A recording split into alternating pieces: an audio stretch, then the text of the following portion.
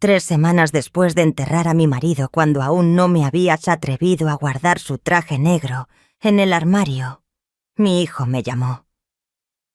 No me preguntó si dormía bien ni cómo comía. Solo preguntó: mamá, ¿cuándo te mudas de casa?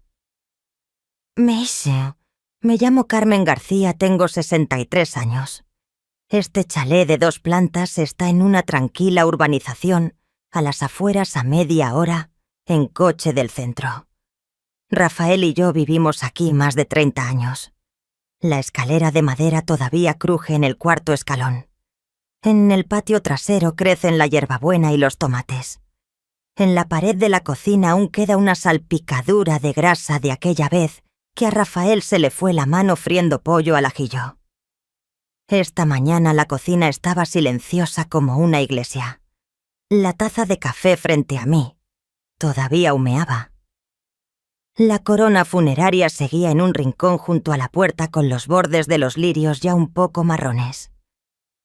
El teléfono vibró sobre la mesa. Vi el nombre en la pantalla: Daniel. Me dio un vuelco el corazón, pero no de alegría. Descolgué. «Buenos días, mamá», dijo con esa voz apresurada que ponía siempre que quería pedirme dinero cuando tenía 20 años. «Te llamo para una cosa rápida. Laura Kiss». Encontrado un comprador con el dinero en mano listo para comprar la casa. Si firmas esta semana pueden cerrar el trato ya mismo. Me recosté en la silla. Daniel, ni siquiera me he terminado el café. «Mamá, tenemos que ser realistas», continuó.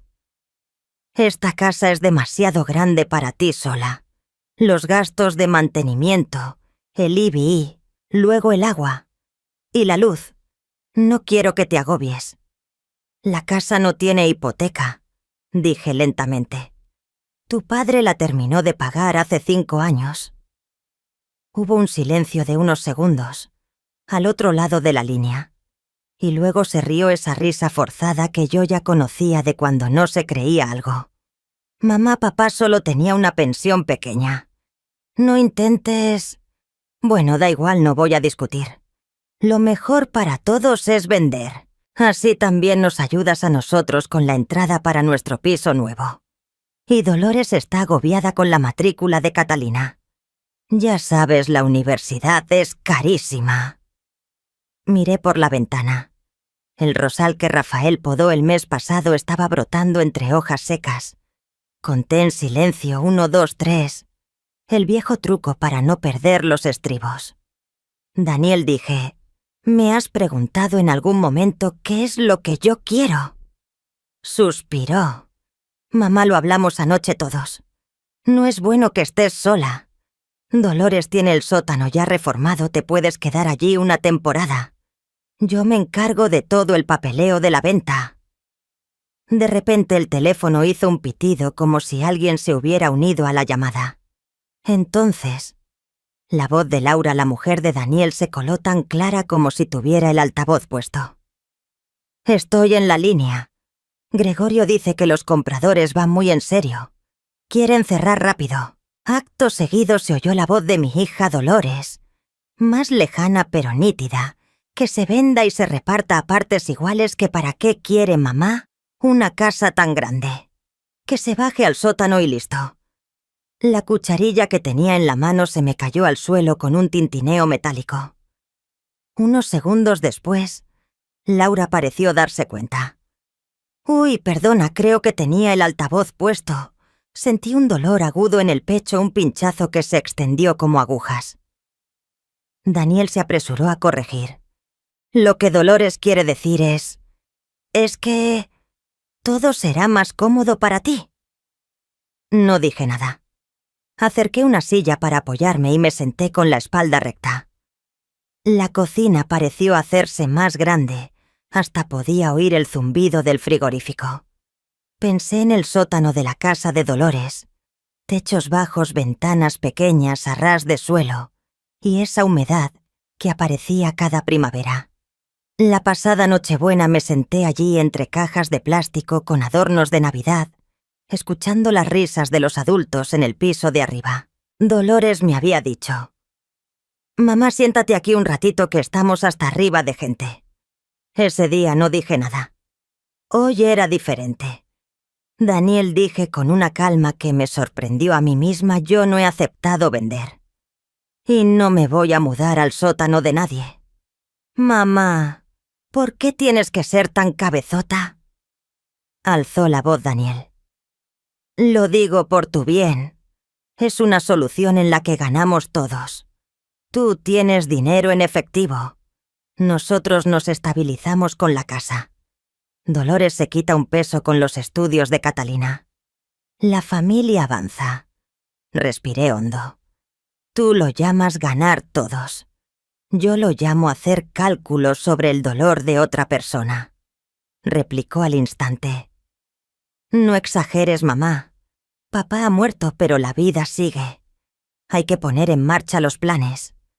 Gregorio es primo de Laura, así que la comisión de la inmobiliaria será más barata.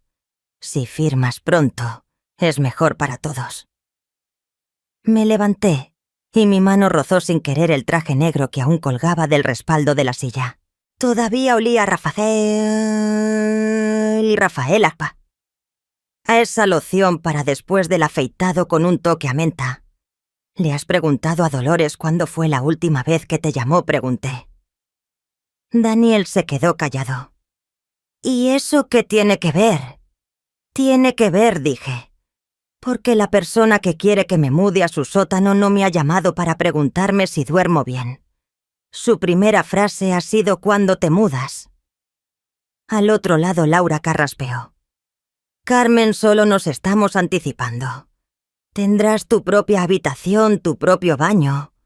No necesito un sótano. Necesito que me pregunten cómo estoy, respondí, manteniendo el tono firme. Y necesito que me respeten. Daniel cambió de táctica. Mamá, escúchame.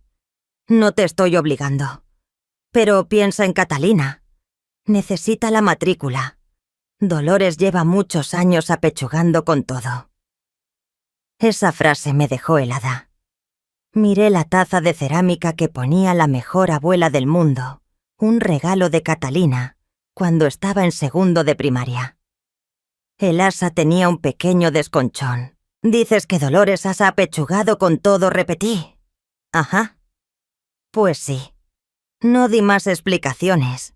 Había transferencias que yo había programado cada mes. Rafael y yo lo habíamos hablado. Si quieres a alguien, ayúdale en silencio. No hagas que se sienta en deuda. Resultó que en silencio también facilitaba que otros borraran tu nombre de la historia. Vale, dijo Daniel creyendo que me había ablandado. Pues decidido. Esta tarde se pasa Gregorio a por la firma. Por la noche vamos Laura y yo a empaquetar tus cosas. Dejé el teléfono sobre la mesa y puse el altavoz para tener las manos libres. Escuchadme bien los tres. La casa está pagada. Los papeles están a mi nombre. No hay ninguna hipoteca. No se empaqueta nada. Y no se firma nada. Un silencio mucho más largo. Luego la voz de Dolores volvió a sonar a través del altavoz de Laura, con un tono agrio. Mamá, no te hagas la fuerte. A tu edad estar sola es un peligro. Bajar al sótano es lo mejor para ti. Miré directamente al jardín donde Rafael solía sentarse a afilar los cuchillos antes de la barbacoa. El sol entraba por la ventana iluminando motas de polvo en el aire. Dije lentamente dejando que cada palabra cayera con peso. No estoy muerta. Todavía puedo vivir en mi casa. Bueno, vale, dijo Daniel con voz irritada. Iré a hablar contigo en persona. Pero no estropees esta oportunidad. Un comprador con el dinero en mano no espera. La llamada terminó. La cocina volvió a quedar en silencio. Cogí la taza de café y di un sorbo. Estaba frío. La corona de flores se balanceó ligeramente con el viento. Me levanté, doblé el traje negro y lo dejé sobre el respaldo de la silla, sin guardarlo aún en el armario. Junté las manos sobre la mesa para que no me temblaran. La sensación que me subía por el pecho no era pánico. Era como si acabaran de trazar una línea en mitad de la habitación simple, recta, sin vuelta atrás. Me quedé de pie un buen rato.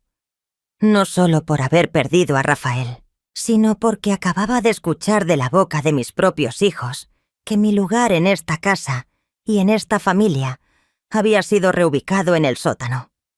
Esa noche no pude dormir. El tic-tac del reloj de pared del salón marcaba cada segundo y yo no dejaba de darle vueltas a la frase «Mamá, te bajas al sótano». A la mañana siguiente, preparé café, lo puse en un termo y cogí el bolso. Necesitaba saber exactamente dónde estaba en todo este asunto. Y solo había una persona que podía decírmelo: Consuelo Vega, la abogada de Rafael durante más de 20 años. El despacho de Consuelo estaba en un edificio de ladrillo rojo en el centro. El olor a cuero de los sillones y la luz cálida de la lámpara de mesa me recordaron al despacho de Rafael.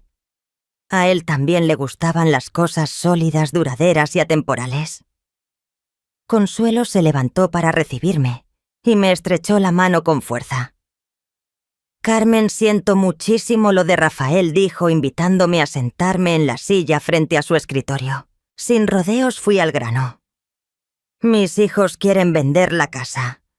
Necesito saber con exactitud mis derechos de propiedad y mi situación patrimonial». Abrió un cajón, sacó una carpeta gruesa y la colocó ordenadamente frente a mí. «Rafael lo dejó todo más atado de lo que crees», empezó Consuelo. Fue pasando las páginas explicándome la casa, las inversiones y un apartamento en Marbella. Estaban todos a mi nombre. Nadie más que usted tiene derecho a intervenir. Sus hijos no figuran en ninguna de las propiedades inmobiliarias. Me eché hacia atrás en la silla sintiendo que se me quitaba un peso de los hombros. Pero Consuelo no había terminado. Sacó de un sobre una carta escrita a mano con la letra inconfundible de Rafael. Dejó esta carta con instrucciones de que se la entregara solo a usted pasados 30 días.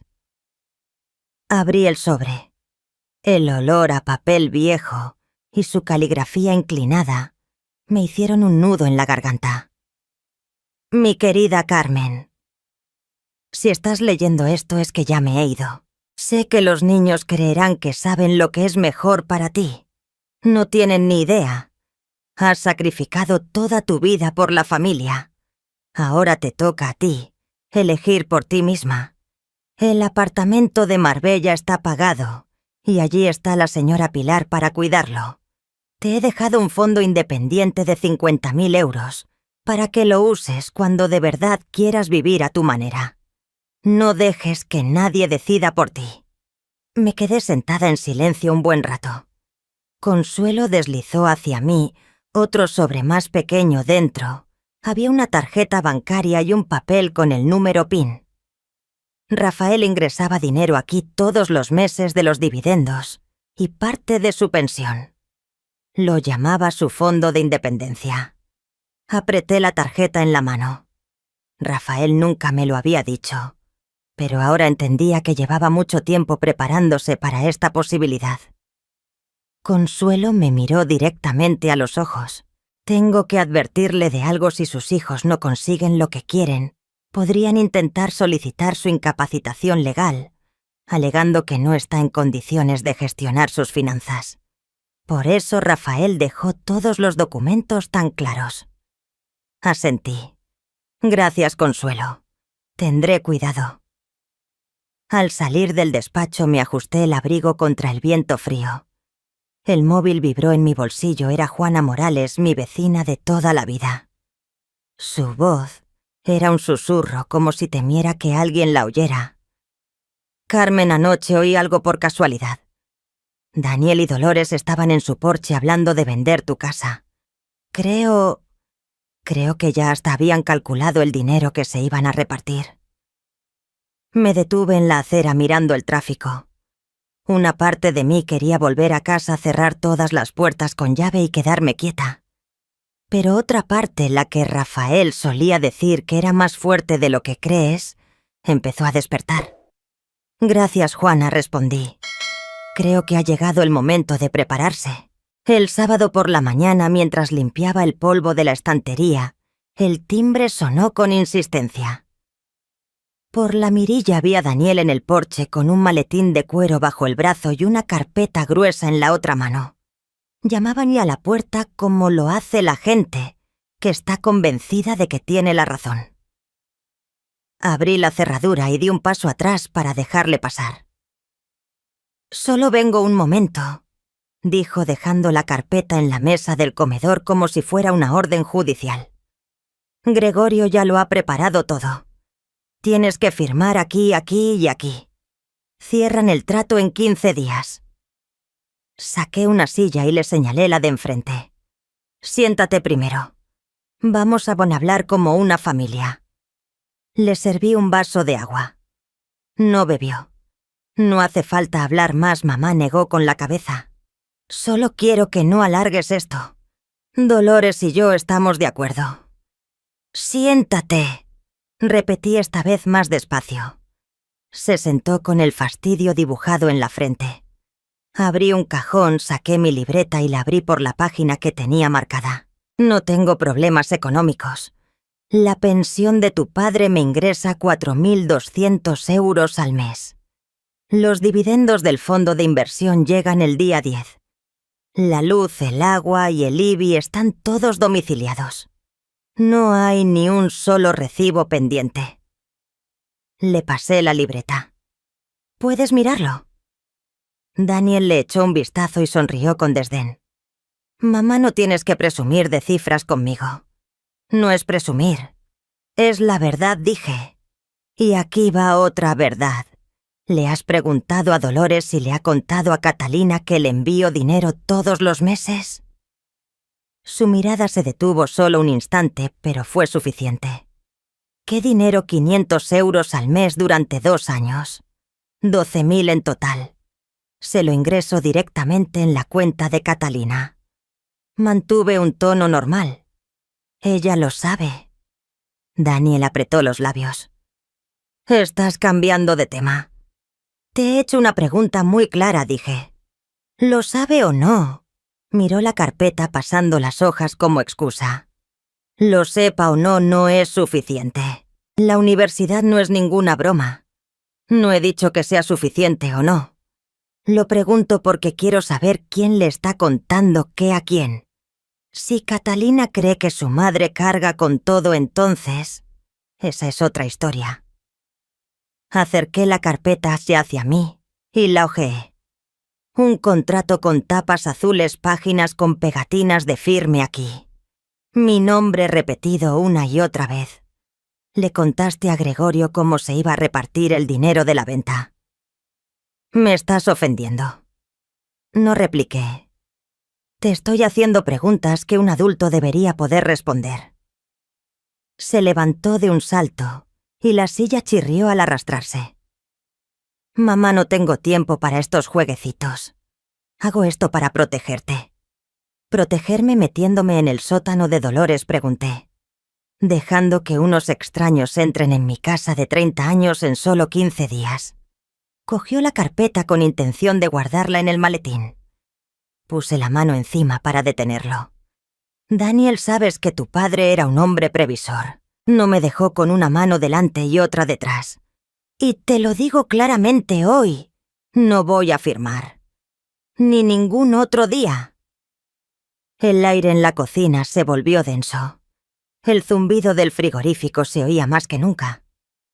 Daniel tragó saliva intentando contener la voz. «Te estás poniendo en contra de tu propia familia. Llámalo como quieras», dije. «Y ahora, si quieres, puedes hacerme un favor, saca estas cajas a la puerta». Arrugó el ceño. «¿Qué cajas?», señalé. Me había pasado la noche anterior reuniendo sus cosas de los armarios altos, la caja con los recuerdos de la guardería, el diploma de mención honorífica en ciencias de Daniel, en sexto, las zapatillas de ballet de Dolores, con un tacón roto, varios dibujos del cielo hechos con ceras. Envolví cada cosa en papel de periódico y escribí claramente con un rotulador: Daniel. Armario del desván Dolores. Habitación rosa. En cada caja pegué una nota. Os devuelvo lo que es vuestro. ¿Qué estás haciendo?, preguntó Daniel como si le hubieran quitado la silla de debajo. Os devuelvo vuestro propio pasado, dije. Para que la próxima vez que queráis vender algo, empecéis por lo vuestro. Y no hagáis cuentas tan rápido con lo de los demás. Se puso rojo. ¿Pretendes humillarme? No respondí. Pretendo poner orden en mi casa. Miré el reloj. La empresa de mudanzas llegará en 10 minutos. ¿Quieres quedarte a esperar o te vas? Mi móvil vibró. Un mensaje de Juana Morales. Anoche los oí hablar en el porche. Dijeron que si Catalina se ponía de tu lado, le cortarían el dinero de la matrícula para que tuviera que volver. Ten cuidado, Carmen. Lo leí una vez y luego otra para asegurarme. Sentí un escalofrío y no era por el viento. Levanté la vista hacia Daniel. Hay algo que deberías saber. Juana me acaba de escribir. Anoche Dolores y tú hablasteis de que si Catalina se ponía de parte de su abuela, le cortaríais la matrícula. ¿Es verdad? Un músculo en su cuello se tensó. Juana es una vieja cotilla. Y estás creyendo a una extraña antes que a tu propio hijo. Creo en lo que oigo, en lo que veo y en lo que he hecho por esta familia en silencio, dije. Hijo, si esta es tu forma de proteger, no la necesito. El timbre volvió a sonar. Eran los de la mudanza, 2 hombres con camisetas grises. En la placa de uno ponía Rodríguez. Buenos días, señora García, sonrió el que parecía el jefe. Venimos a recoger 2 lotes. Uno para la calle del Arce y otro para la avenida de los Pinos. Correcto, dije dándoles la lista. El lote de Daniel al 247 de la calle del Arce. El de Dolores al 892 de la avenida de los Pinos. Por favor, llamen a la puerta y díganles que hay una nota encima. Daniel se quedó pegado a la pared, mirando cómo cargaban las cajas, como si le hubieran abofeteado. Bajó la voz. ¿Quieres guerra? Quiero límites, dije. Y quiero que entiendas que hoy no te llevas nada mío de esta casa, ni siquiera mi firma. Una caja hizo un ruido sordo al colocarla en la carretilla. Me sobresalté y luego me calmé. Seguí con la mirada cada caja que cruzaba el umbral, como si despidiera un trozo de tiempo que había guardado demasiado. Cuando la última caja salió, volví a la mesa, cogí la carpeta, la doblé con cuidado y se la puse en las manos a Daniel. Llévatela y haz tus cuentas otra vez. Si todavía quieres hablar conmigo, llámame esta noche. Si es solo para presionarme, no llames. Guardó la carpeta en el maletín, sin atreverse a mirarme a los ojos mucho tiempo. Volveré con un abogado. Perfecto, dije. Yo también tengo una. Se detuvo en la puerta con la voz más baja como cuando era niño. Te arrepentirás. Me arrepentiría si siguiera callada, respondí. La puerta se cerró tras él. Me apoyé en la mesa escuchando a la casa respirar a su ritmo de siempre. Fuera el motor del camión arrancó y se alejó lentamente. Mi móvil vibró de nuevo. Otro mensaje de Juana: estoy en casa todo el día. Si necesitas que testifique sobre lo de anoche, estoy dispuesta. Me senté y le respondí. Gracias, Juana. Te he oído alto y claro. Luego abrí un cajón, cogí un rotulador y escribí otra nota en un papel. La pegué en la puerta de un armario de la cocina en el lugar más visible. No se vende. No se firma. No hay sótano. De repente sentí hambre. Puse a freír un par de huevos escuchando el chisporroteo con las manos todavía temblorosas, pero el corazón más ligero. No porque todo hubiera terminado, sino porque por fin Había dicho la frase que debería haber dicho hace mucho tiempo. Esta casa es mía. Y esta historia a partir de ahora también es mía. El teléfono sonó mientras quitaba las notas que había pegado en los armarios. En la pantalla ponía Dolores. Descolgué y puse el altavoz para que la cocina escuchara conmigo. Mamá, te lo digo rápido, fue directa al grano con la voz tensa como una cuerda. El comprador con el dinero en mano sigue esperando. Gregorio dice que si firmas esta semana no perdemos la oferta. Ya he llamado a un albañil para que prepare el sótano. Solo tienes que coger tus cosas personales. Un momento dije, esta casa no se vende. Al otro lado se oyó una respiración profunda. Estás sensible porque papá acaba de morir. Lo entiendo, pero este es el mejor plan. No seas cabezota. Escúchame bien. Repetí cada palabra firme como una viga de madera. La casa no se vende. La línea quedó en silencio durante el tiempo que tarda en sonar un par de veces el reloj. Luego cambió a un tono más dulce. ¿Te da miedo el papeleo? Yo me encargo de todo. Tú solo firmas. No me da miedo el papeleo. Me da miedo que me traten como un trasto que hay que guardar en el sótano. Colgué antes de que pudiera añadir otra frase para echarme la culpa. Menos de 10 minutos después el móvil volvió a vibrar. Era una notificación de Facebook de una vieja amiga de la parroquia Carmen. ¿Estás bien? ¿Por qué han publicado esto? Abrí el enlace. En la pantalla estaba yo de pie en el porche de casa hablando con Juana el día anterior. El ángulo era bajo y tembloroso, como si alguien hubiera grabado a escondidas desde detrás de un seto. El título en negrita. Cuando una madre anciana empieza a tener delirios. La cuenta que lo había publicado era la de Laura. Me miré en el vídeo un jersey gris, un brazo rodeando el otro. Mi voz grave y tranquila. No había nada de delirante en ella. Pero lo que me heló la sangre fue cómo se pueden manipular las palabras para convertir una conversación en una burla. Bajé para ver los comentarios. Los primeros eran de amigos de Laura con emoticonos de risas. Pero enseguida la corriente cambió. Una mujer desconocida escribió: a mi madre también la presionaron para vender la casa tras el funeral de mi padre. No le hagáis eso. Otro: acabamos de ganar un juicio por incapacitación. Debería hablar con un abogado. Una señora de otra comunidad autónoma contó la historia de cómo su hijo le escondió los papeles y se disculpó por escribir tanto.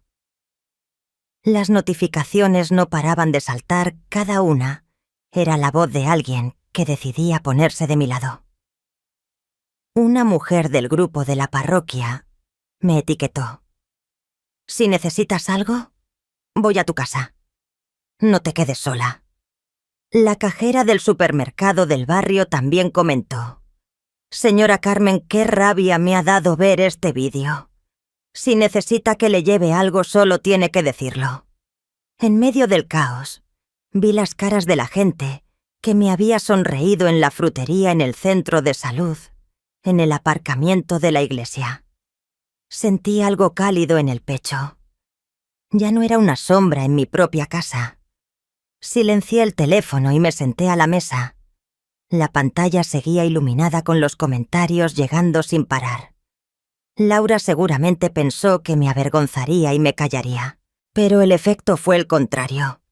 La gente estaba contando sus propias historias, y en esas historias yo no estaba sola. Abrí mi vieja agenda de direcciones.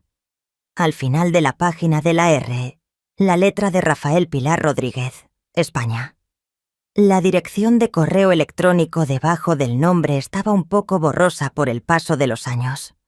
Encendí el ordenador y tecleé cada letra con el cuidado de quien pone los primeros ladrillos de un puente. Estimada señora Pilar, Soy Carmen, la mujer de Rafael.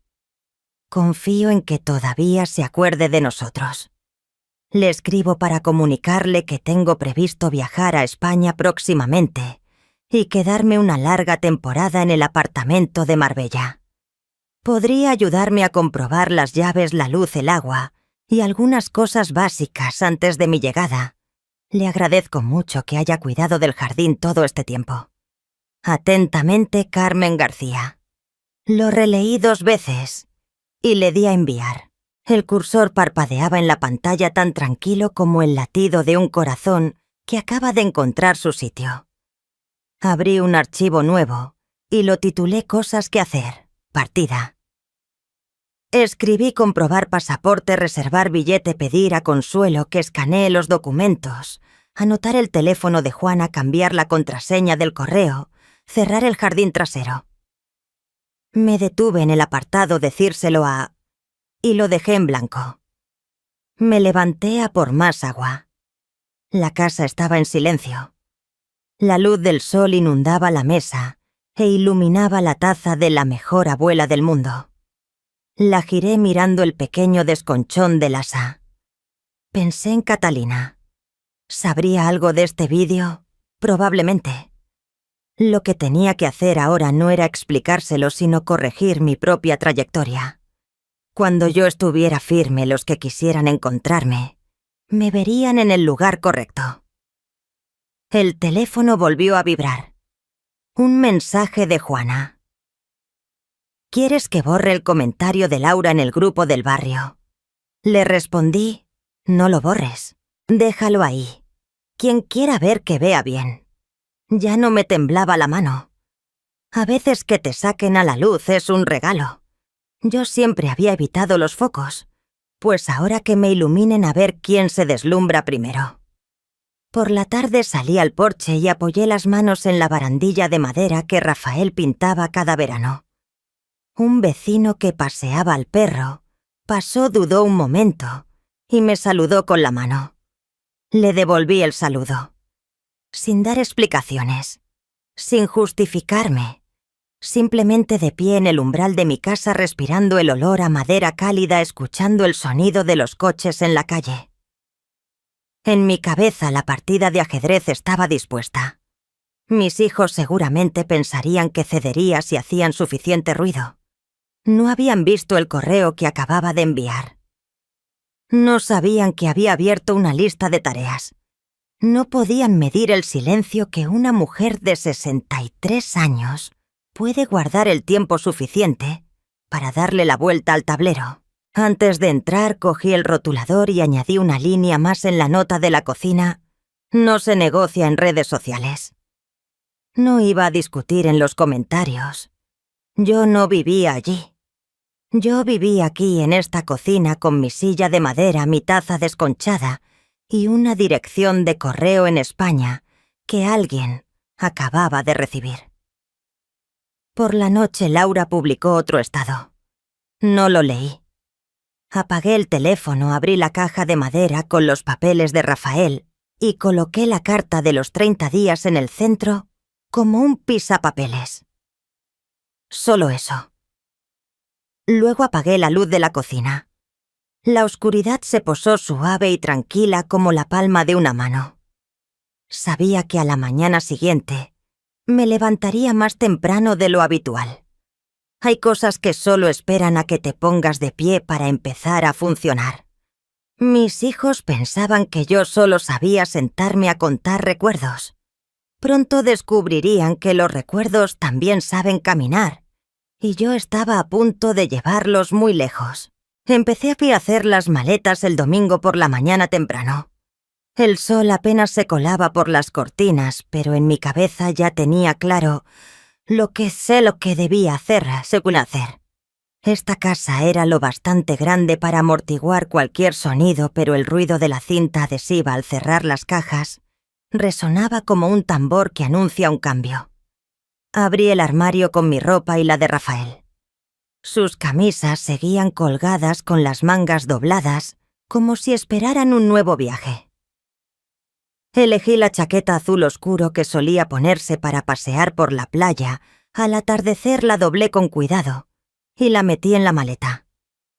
No para ponérmela, sino para recordar. Guardé las fotos que nos hicimos en Venecia y en los picos de Europa, en un sobre rígido, envuelto en 2 capas de periódico. No llevaba mucho equipaje, solo lo que formaba parte de mi historia, no lo que servía para decorar la de otros. En la mesa de la cocina el portátil estaba abierto en la página de reservas. Elegí un vuelo a Málaga desde donde continuaría hasta Marbella. Mi dedo se detuvo un instante antes de pulsar el botón de pagar. En parte por los nervios, en parte porque era la primera vez que compraba un billete de solo ida sin fecha de vuelta. El billete se confirmó y el correo con los detalles apareció en la pantalla como una prueba de que realmente me estaba saliendo del plan de mis hijos. Encendí el escáner y digitalicé mi pasaporte y algunos documentos que Consuelo me había pedido. Se los envié al despacho de abogados con una nota. Guárdenme una copia por si necesito asistencia legal. Seguía confiando en Consuelo, pero después de lo ocurrido ya no confiaba ciegamente en nadie. Por la tarde, mientras repasaba mi lista de tareas, el buzón de entrada me notificó un correo nuevo. Me extrañó ver que era una copia de un correo enviado desde mi propia dirección, pero el contenido no lo había escrito yo. Era toda la información de mi reserva de vuelo, el número, la hora de salida, el asiento, incluso la nota de equipaje de mano. Y el destinatario no era Consuelo, sino Daniel y Dolores. Bajé hasta el final del correo y vi la firma enviado por error desde la cuenta de Tomás Becerra. Se me encogió el corazón. Tomás era el ayudante de Consuelo, el joven que me servía café cada vez que iba al despacho, y me preguntaba con amabilidad por la salud de Rafael. Nunca habría pensado que él sería quien filtraría o revelaría a propósito cada uno de mis movimientos. No llamé a Consuelo de inmediato. Me quedé quieta dejando que el frío me recorriera la espalda. La traición de alguien que creías de tu bando siempre deja una herida más profunda. Pero esta vez no dejé que me desestabilizara. Abrí de nuevo el navegador y seleccioné cambiar itinerario. Con unos pocos clics el vuelo directo a Málaga se convirtió en un viaje con escala en Lisboa, donde pasaría una noche antes de continuar. También adelanté la fecha de salida un día para que cualquiera que planeara recibirme al otro lado llegara tarde. Cuando terminé apagué el portátil y me recosté en la silla. La sensación de traición seguía ahí, pero ya no me arrastraba hacia abajo. Al contrario, me sentía más despierta, más rápida. Ya no era la madre que se sienta hacia escuchar cómo sus hijos le dibujan el futuro. Ahora era yo quien movía las piezas en el tablero y no pensaba anunciarles mi próximo movimiento. Esa noche cerré la maleta. La cremallera hizo un sonido suave. La casa seguía en silencio, pero yo sabía que por dentro todo había cambiado. No solo me iba geográficamente. Estaba abandonando el papel de mujer manejable que mis hijos se habían acostumbrado a darme por sentado. Y una vez que saliera no volvería al mismo lugar. Aterricé en Málaga a mediodía después de una noche durmiendo profundamente en Lisboa durante la escala. Al abrirse la puerta del avión me recibió un olor a sal y a sol blanco. Arrastré mi maleta entre la gente con el corazón latiendo hacia un ritmo constante, como si entrara en mi propia cocina y no en un país extraño. En la zona de llegadas, una mujer de unos 60 años con el pelo corto y ondulado sostenía un cartel que decía Carmen García. Me sonrió con los ojos antes de hacerlo con los labios. Señora Carmen, preguntó con voz cálida. Soy Pilar. Asentí. Nos dimos un abrazo rápido de esos que se dan las personas que se han escrito durante mucho tiempo, antes de conocerse. Me llevó al aparcamiento a su viejo Renault de color beige, cuya puerta crujió al abrirse. En el salpicadero colgaba un pequeño amuleto con forma de pez, y debajo una foto en blanco y negro, de ella y su marido de jóvenes, sentados en la arena. Condujimos por la carretera de la costa con el viento entrando por la ventanilla bajada oliendo a sal a eucalipto y a lo lejos a aceite de oliva, calentándose en una sartén. «El jardín de su casa está precioso», dijo Pilar. «Lo riego a menudo, el limonero ha dado unos frutos muy buenos. Y las bugambillas, ya verá, esas no conocen la tristeza». Sonreí. No le dije que yo ya había estado triste por los dos. El apartamento estaba en una cuesta con vistas al mar. Paredes blancas contra ventanas azules, tejas rojas, como en las historias que leía en las cartas de Rafael. Una bugambilla morada caía suavemente sobre el porche, rozando la barandilla de madera envejecida por el sol. El olor a limón se mezcló con el de la sal cuando abrimos la puerta. Pilar conectó el interruptor general y unas luces cálidas y amarillas se encendieron por el pasillo. Dejé la maleta a los pies de la cama y me senté en el colchón. El somier chirrió levemente. No era el sonido de un viejo recuerdo, sino el de una casa que daba la bienvenida a su nueva inquilina. Pilar preparó algo ligero: pan, aceitunas, atún con cebolla morada y una tetera con infusión de hierbabuena. «¿El vecino de al lado es Miguel?», dijo señalando más allá de la valla de madera blanca. «Daba clases de literatura en Madrid. Ahora está aquí jubilado. Le gusta la poesía. Habla inglés lo justo para comprar pescado, pero prefiere hablar español». Comimos despacio. Le hablé un poco de Rafael, de cómo marcaba las páginas de los libros, con un viejo billete de autobús del Rosal de nuestro patio, al otro lado del océano. Pilar escuchaba como quien sabe que el tiempo va a cambiar. La tarde cayó deprisa. Después de recoger salí al porche. El mar frente a mí era tan azul que parecía que alguien le hubiera quitado todo el polvo al mundo. Me apoyé en la barandilla y respiré. Llevaba mucho tiempo viviendo en habitaciones donde hasta la luz entraba de puntillas. Aquí, la luz me daba directamente en los ojos sin pedir permiso. La cancela de madera se abrió un poco. Un hombre mayor, alto y delgado, de pelo cano y camisa blanca remangada, se asomó por la valla. «Hola», dijo en un español con un ligero acento extranjero. «Soy Miguel. Pilar me dijo que acababa de llegar». «¿Sí?» «Soy Carmen». Inclinó la cabeza y sonrió amablemente. «Todas las semanas tengo un pequeño grupo para practicar español en mi patio. Nada serio, solo para hablar mejor con los vecinos. Si le apetece, los jueves a las 10. ¿Hay café?» «Iré», respondí sorprendida de lo fácil que me salió decirlo, como abrir una ventana. Cuando el cielo empezaba a teñirse de morado, abrí el portátil para escribir unas líneas a Consuelo y a Juana. El buzón de entrada se iluminó con un nuevo correo. Remitente: Daniel García. Asunto: evaluación de capacidad médica.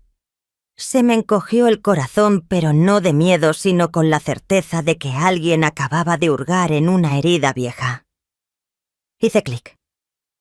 Dentro unas cuantas líneas de una falsa cortesía: «Mamá, estamos preocupados por ti. Adjunto una evaluación médica del doctor Pardo sobre tu estado cognitivo. Solicitar la tutela es para protegerte».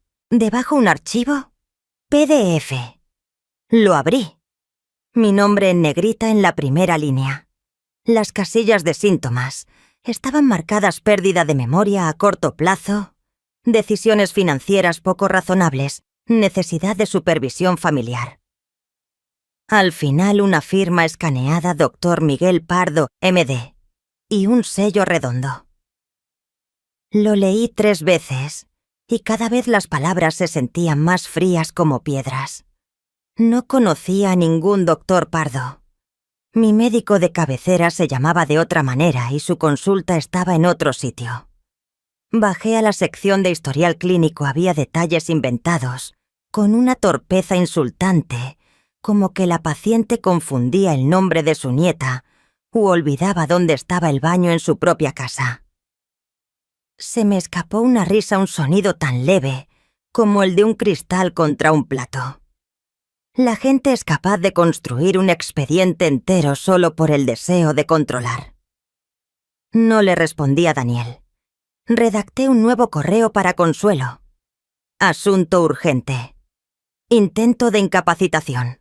Adjunté el PDF y escribí claramente: este documento no ha sido elaborado por mi médico. Solicito que se verifique la firma del doctor Pardo y se registre como prueba falsificada. Puse en copia a Juana pidiéndole que guardara todos los mensajes que hubiera podido oír desde su porche la semana pasada. Después de enviarlo hice una captura de pantalla y guardé una copia en el disco duro y otra en la nube. La precaución ya no era un rasgo de mi carácter, era una armadura. Pilar llamó suavemente a la puerta y me trajo un cuenco de sopa de alubias blancas. «Que duermas bien, Carmen», dijo. Le di las gracias, dejé el cuenco en la mesa y abrí la ventana para que entrara la brisa nocturna. A lo lejos las olas rompían en la orilla con un ritmo tan regular como el del viejo reloj de mi casa en América. Me senté y escuché a mi cuerpo. ¿Tenía miedo? Sí. Estaba enfadada. También. Pero debajo de esas dos capas estaba surgiendo un terreno llano, el de saber que estaba en el lugar correcto. El portátil avisó de un nuevo correo. Consuelo respondió antes de lo que esperaba recibido. «Comprobaré la licencia de este tal Pardo y cotejaré la firma. No respondas a ningún correo de Daniel. Vigilaré los registros del juzgado. Si presentan la solicitud, responderemos de inmediato». Al final añadió una nota a mano. Rafael se preparó porque sabía que esto podía pasar. «Estoy aquí para lo que necesite». Cerré el ordenador. En mi primera noche en mi nueva casa extendí las sábanas que olían a sol y dejé la chaqueta azul de Rafael en la silla junto a la cama. Fuera en el porche las bugambillas susurraban como si contaran historias. Me giré hacia la ventana abierta dejando que el aire entrara lo bastante frío, como para recordarme que estaba viva. En algún lugar al otro lado del océano, mi hijo intentaba sustituirme por un sello. Y yo aquí estaba sustituyendo el miedo por un plan. Antes de apagar la luz escribí en mi cuaderno día 1 en Marbella. Sensación a salvo pero sin bajar la guardia. Tareas: ver a Miguel el jueves, informar a Consuelo, pedir a Juana que grabe si es necesario. Subrayé las palabras a salvo y sin bajar la guardia.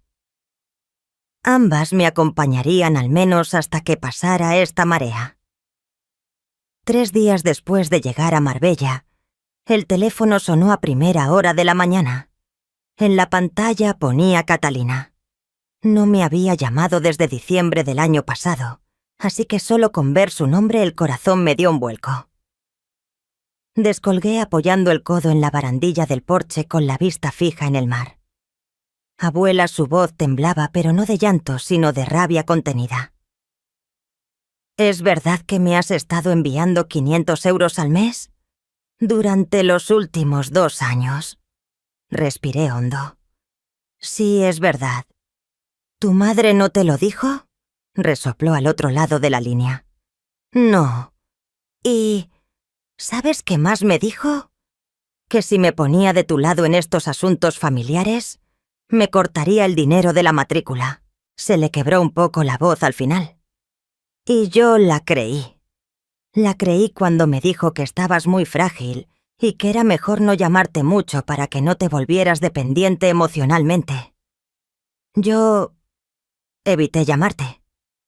Me recosté en la silla escuchando las olas al pie de la cuesta. «Catalina, no te culpo. Se puede construir una historia entera contando solo una parte. Pero necesito que entiendas algo, no estoy tan frágil como dice tu madre. Y si me quieres, ven por afecto, no por el dinero que te envío». Hubo un silencio de unos segundos. Luego Catalina habló más despacio, con más firmeza. Mi madre está intentando envolverme en una historia. Ayer me envió una foto del sótano recién reformado, diciendo algo así como que ese sería tu sitio si aceptabas volver. Me dio un escalofrío. Cerré los ojos. El sótano. Esa palabra más fría que cualquier pared de ladrillo. Lo sé, dije, y no voy a volver allí. Catalina respiró hondo. Quiero ver tu vida con mis propios ojos, no a través de lo que cuenta mi madre, ni de las redes sociales. Voy a ir a España. ¿Puedo quedarme contigo unos días? Miré la mesa de madera que tenía delante, donde descansaba la chaqueta azul de Rafael. Puedes quedarte todo el tiempo que quieras, respondí. Entonces, voy a reservar un billete. La semana que viene hay un vuelo barato a Málaga. No se lo diré a mi madre. Necesito ver por mí misma cómo estás viviendo. Te recogeré en el aeropuerto, dije con voz tranquila, pero con una calidez en el pecho que no era la del sol. Cuando terminó la llamada me quedé sentada un buen rato. Las olas seguían rompiendo con el mismo ritmo, pero algo dentro de mí había cambiado. No porque la llegada de Catalina fuera a solucionarlo todo, sino porque ella había elegido confiar en sus propios ojos y en su propio corazón. Y ese era un comienzo que no me había atrevido a soñar que llegaría tan pronto. El aeropuerto de Málaga, esa tarde brillaba como unos grandes almacenes paneles electrónicos parpadeando el ruido de las maletas sobre el suelo pulido y el olor a perfume mezclado con el de la sal que traía el viento. Esperé junto a la puerta de llegadas con la chaqueta azul de Rafael en los brazos, mirando salir a la gente. Catalina apareció la última con el pelo recogido y gafas de sol. Me vio, se detuvo medio segundo como para asegurarse de que era yo, y se quitó las gafas. Sus ojos seguían siendo del mismo color marrón de cuando era pequeña y rebuscaba galletas en los armarios de la cocina. Me abrazó con fuerza. Ya no había rastro de la chica de las redes sociales que lograba todo con el móvil. Solo era una nieta apoyando la cabeza en el hombro de su abuela, soltando un largo suspiro. «Ya estoy aquí, abuela. Estoy aquí», dije así de simple. Pilar nos esperaba cerca con su viejo Renault, saludándonos como si fuéramos de la familia. ¿De camino a casa? Catalina bajó la ventanilla y dejó que el viento le alborotara el pelo. Miraba el mar y luego las hileras de limoneros y olivos que bordeaban la carretera. «Qué bonito», dijo en voz baja sin ninguna pose.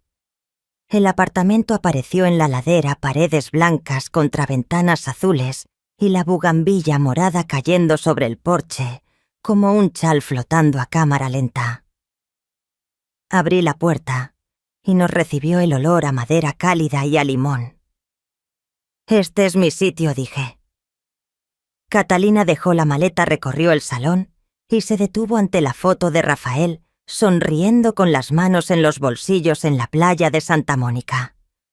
Abuelo susurró rozando el marco con los dedos. Por la tarde paseamos por el pueblo. Le enseñé a Catalina la pequeña panadería de la esquina donde vendían unas empanadillas deliciosas, la cafetería con una máquina de espresso que sonaba como un tren, y el camino empedrado que bajaba a la playa. Me cogió del brazo al bajar la cuesta como cuando tenía 5 años, y le daba miedo cruzar el puente de madera del parque. Le hablé de los primeros años de ahorro con Rafael del viejo Chevy, que siempre se estropeaba del sueño de Rafael, de tener un lugar cerca del mar no muy grande, pero donde el sol entre en la cocina. También le hablé de las veces que había guardado silencio en casa para mantener la paz, y del precio de ese silencio cuando los demás lo confunden con consentimiento. Siento haber creído solo una versión, dijo Catalina cuando nos sentamos en un escalón a ver cómo el sol se ponía sobre el mar. Mamá me dijo, «Bueno, ya lo sabes». «Lo sé», respondí. «Pero cada cosa a su tiempo. Has venido porque querías verlo con tus propios ojos. Y con eso es suficiente por hoy. Por la noche Pilar nos trajo una olla de sopa de pescado. Dijo algunas frases mezclando español e inglés y se rió iluminando la habitación.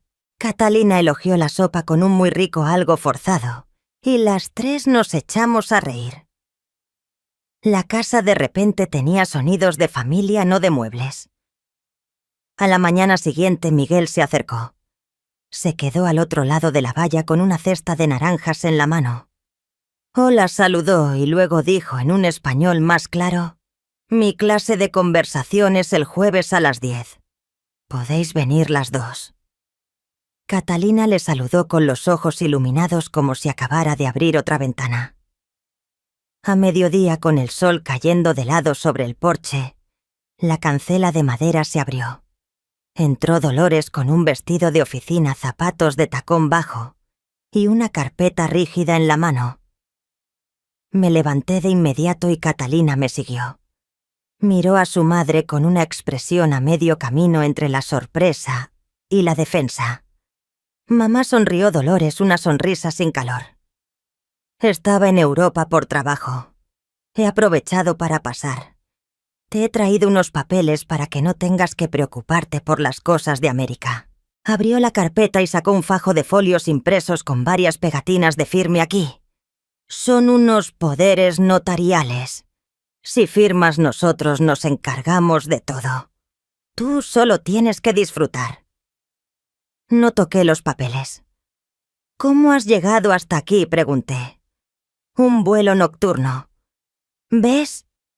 Siempre nos organizamos por ti. Miró alrededor y sus ojos se posaron en la chaqueta de Rafael sobre la silla. Este sitio no está mal. Miguel apareció en ese momento por casualidad con la cesta de naranjas en la mano.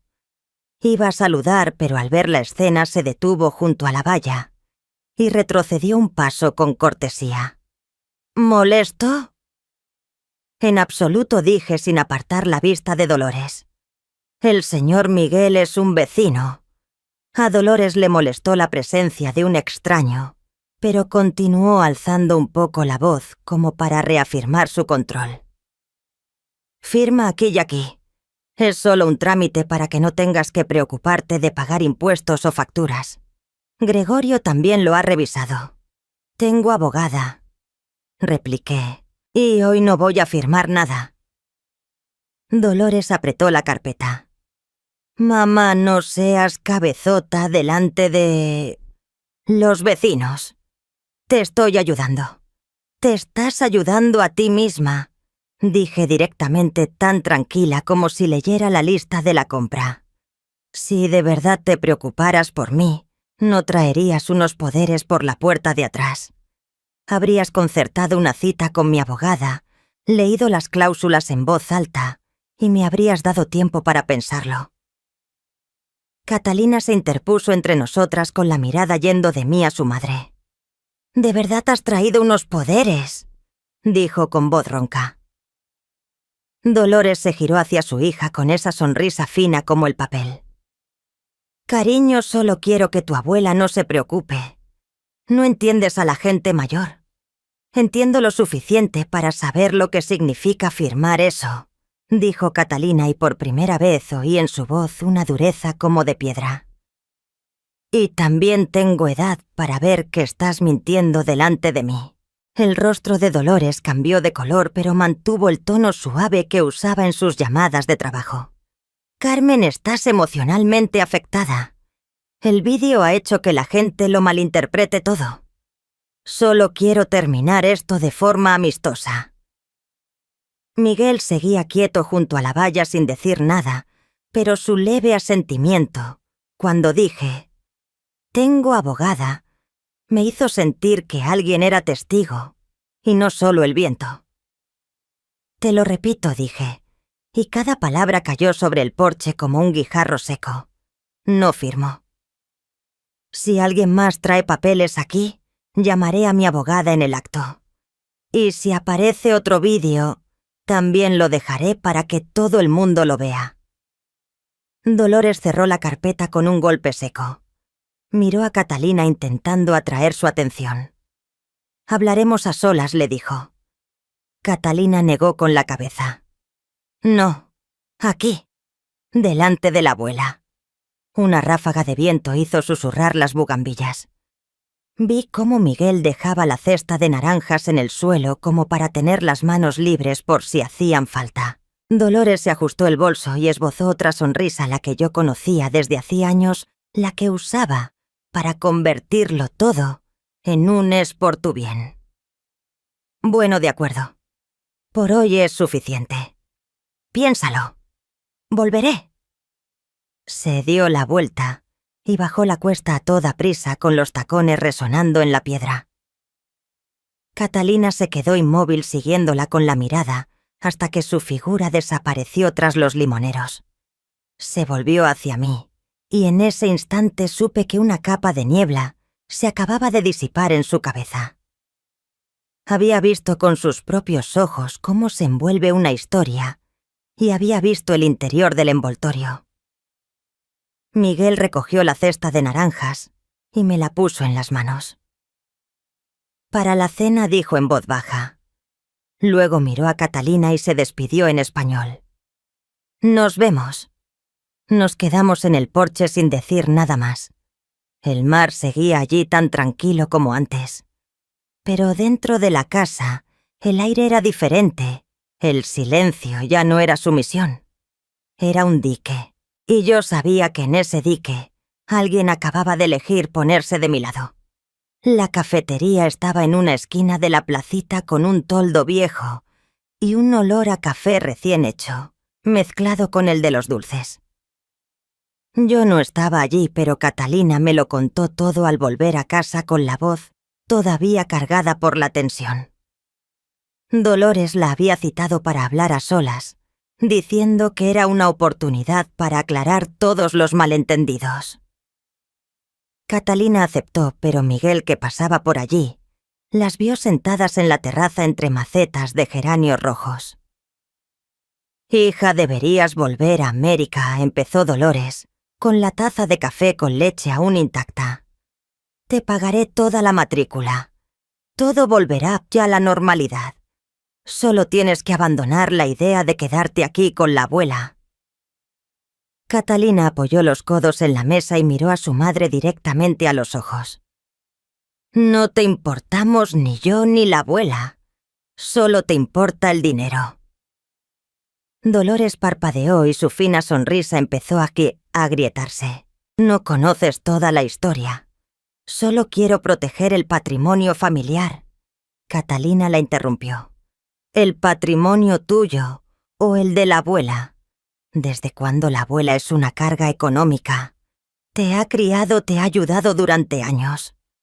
¿Y tú le respondes queriendo meterla en un sótano?» Quizá fue en ese momento cuando Dolores perdió la calma. Se inclinó hacia adelante con la voz más baja pero afilada como un cuchillo. «Este plan no es nuevo. Ya cuando Rafael vivía hablé con él de poner la casa a mi nombre. Pero era un cabezota. Si me hubiera hecho caso ahora todo sería más sencillo». Catalina contó que en ese instante sintió como si acabara de escuchar una confesión. Ya no había duda, no era un impulso, era algo planeado desde hacía mucho tiempo, incluso cuando Rafael todavía se sentaba a la mesa cada noche. Se levantó y la silla chirrió sobre la piedra. «No tengo nada más que decir. Si te queda algo de dignidad, deja en paz a la abuela». Y se fue dejando a Dolores sola con su café con leche ya frío. Esa misma tarde, mientras cortaba naranjas en la cocina, el portátil sonó con un nuevo correo. Remitente: Dolores García. Asunto: te arrepentirás de quedarte ahí. El contenido era una sola frase. Te arrepentirás de quedarte ahí. Lo leí una vez y lo guardé en la carpeta de pruebas. Sin responder. Sin borrarlo. Simplemente lo dejé ahí como una piedra que sabía que usaría en el momento adecuado. La mañana en que Catalina envió el correo para solicitar una pausa en sus estudios, yo estaba en el huerto de limoneros con Pilar. El rocío brillaba en las hojas y el sol se colaba entre las bugambillas. Catalina salió corriendo al porche con el móvil en la mano y los ojos brillantes como cuando era niña, y abría un regalo de cumpleaños. «La universidad me ha concedido un semestre de pausa», dijo aliviada. «El tutor me ha dicho que si quiero hacer un proyecto personal, solo tengo que presentar una propuesta. Voy a clase. Escribir sobre tu historia. No como un trabajo para notas, sino como algo que quiero entender hasta el final». Pilar aplaudió sonriendo. «Qué bien, si necesitas a alguien para quitar malas hierbas, me avisas». Le di a Catalina unos guantes de jardín y le enseñé a podar las ramas jóvenes y enfermas del limonero. Trabajamos despacio sin hablar mucho, solo escuchando el sonido de las tijeras y sintiendo el olor a aceite de limón en las manos. Recordé a Catalina de pequeña persiguiendo mariposas en el jardín de mi casa en América, mirándome cada vez que se caía para ver mi reacción, antes de llorar. Ahora estaba erguida sabiendo lo que hacía y por quién. Por la tarde Miguel trajo unos folios y 2 bolígrafos. Empezamos, dijo, dejándolo todo en la mesa de madera del porche. «Carmen, usted escribe. Yo leo y pregunto, no como profesor y alumna, como 2 personas que cuentan una historia». Catalina acercó una silla y abrió su cuaderno. Quería ir a escuchar la versión de la abuela en un resumen preparado por otros. Empecé por lo más sencillo el día que compramos nuestra primera casa, los años en que Rafael hacía doble turno para pagar la hipoteca a la vez que firmé un préstamo con miedo, pero lo firmé, porque confiábamos el uno en el otro. Escribí cómo respiraba sin seguir un orden cronológico, dejando que los recuerdos encontraran su lugar. Miguel leía cada párrafo y me sugería que pusiera nombre a las emociones, en lugar de esquivarlas: tristeza, rabia, pena y alivio. Póngale un nombre, decía, como se le pone a una calle. Así sabe por dónde va. Cuando llegué a los últimos meses de Rafael detuve el bolígrafo. Catalina estaba en silencio con las manos en el borde de la mesa. «¿Necesitas un descanso?», abuela preguntó. Negué con la cabeza. «No, ya he callado bastante». Seguí escribiendo con una letra que no era bonita, pero sí firme. A veces Miguel asentía, otras simplemente decía continúe. Pilar nos trajo un plato de aceitunas y pan, lo dejó en medio, y dijo descanso de 5 minutos con esa sabiduría que solo da la edad. Por la noche, cuando la casa olía a pan tostado y a piel de limón, el portátil sonó varias veces. Era un correo de consuelo. El asunto era muy corto. Tutela. Denegada. Lo abrí y mis ojos recorrieron las primeras líneas para luego detenerse en el párrafo central. El juzgado ha desestimado la solicitud de tutela debido a la presentación de un informe médico falsificado. La firma del doctor Miguel Pardo no coincide con la registrada en el Colegio de Médicos. La clínica mencionada niega haberla atendido. El juzgado ha remitido el caso a la Fiscalía para investigar un posible delito de falsedad documental. El solicitante, Daniel García. Me eché hacia atrás, sintiendo cómo mi corazón volvía a su ritmo y a su ritmo normal. Consuelo continuaba. No es necesario que vuelva por la España de inmediato. La representaré si hay alguna vista. Le recomiendo que guarde todos los correos, mensajes y vídeos como prueba. Rafael hizo bien en preparar el fideicomiso. Al final, una frase escrita a mano: «Respira. Tu trabajo ahora es vivir». Reenvié el correo a Juana y me puse en copia a mí misma en la carpeta de pruebas. Luego, leí en voz alta la parte principal a Catalina y a Pilar. Catalina me puso una mano en el hombro sin decir nada. Pilar suspiró como si acabara de soltar una pesada cesta de naranjas. Miguel, que apareció justo en ese momento, porque se había olvidado el sombrero, se apoyó en la puerta y sonrió levemente. En la literatura, a eso se le llama catarsis. En la vida real, se le llama justicia. La noche cayó deprisa. Catalina y yo sacamos las sillas al porche. El mar era un manto negro con una estela plateada de la luna que llegaba hasta la orilla. El viento traía olor a sal y a madera húmeda. Catalina me cubrió las piernas con la chaqueta azul de Rafael. «Hemos ganado», dijo en voz baja como para no romper la atmósfera. «Pero lo más importante es que ahora entiendo quién eres de verdad». Sonreí sin reprimirla ni forzarla. «Yo también estoy aprendiendo hasta entenderme a mí misma», respondí. «No como esposa o madre, sino por mi nombre». Nos quedamos en silencio escuchando el murmullo del agua. A lo lejos alguien tocaba una guitarra, una melodía sencilla y repetitiva como el latido de la ciudad.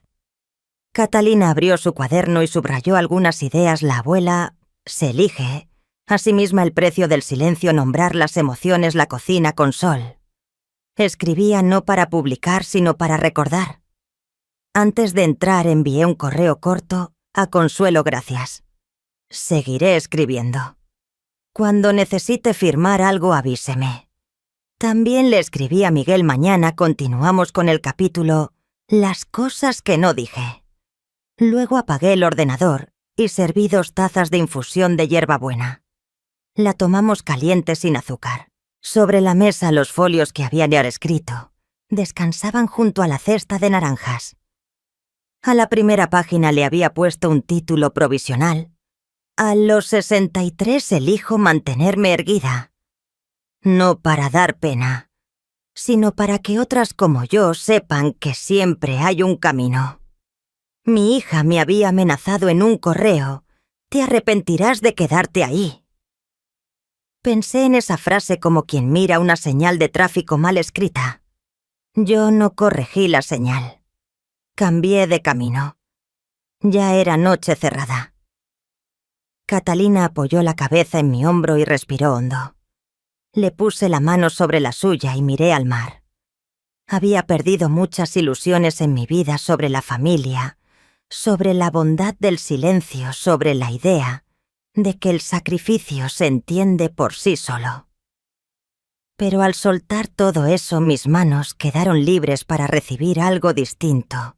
La verdadera familia, que a veces son solo 2 personas sentadas juntas, sin necesidad de explicaciones, mirando en la misma dirección. No sé qué traerá la próxima estación ni de qué color será el amanecer de mañana.